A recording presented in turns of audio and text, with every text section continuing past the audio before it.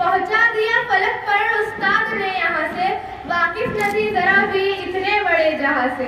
معزز سامعین، آج مجھے اس موضوع پر لب کشائی کرنے کا موقع ملا ہے، وہ ہے استاد کا مقام۔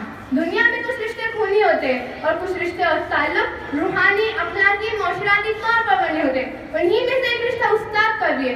استاد کو معاشرے میں روحانی والدین کا درجہ دیا گیا ہے۔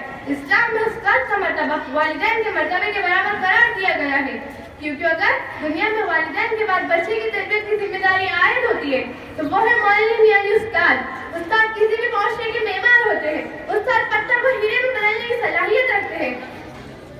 استاد کی اہمیت علم کی بارش سے ہے، جو زمین بارش کو جذب کرنے کی صلاحیت رکھتی ہو، بارش کے فیض سے سرسبز و شاداب ہو جاتے ہیں۔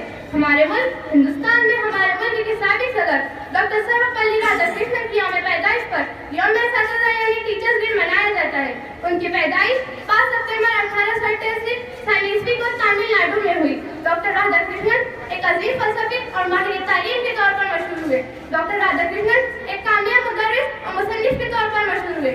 اس لیے ہر سال ان کی یوم پیدائش پر یوم اساتذہ یعنی ٹیچرز ڈے منایا جاتا ہے۔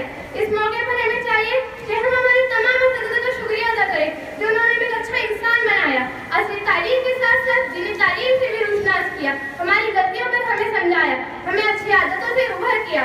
میں میرے تمام اساتذہ کی شکر گزار ہوں کہ انہوں نے مجھے ایک اچھا انسان بنایا اور مجھے اچھی تعلیم دی۔ میں اس شعر کے ساتھ اپنی تقریر کو ختم کرتی ہوں۔ یہ جو غم کھاتا چلا جاتا ہے مجھ کو، مجھے اس خوف سے فرصت نہیں۔ یہ جو غم کھاتا چلا جاتا ہے مجھ کو، مجھے اس خوف سے فرصت نہیں۔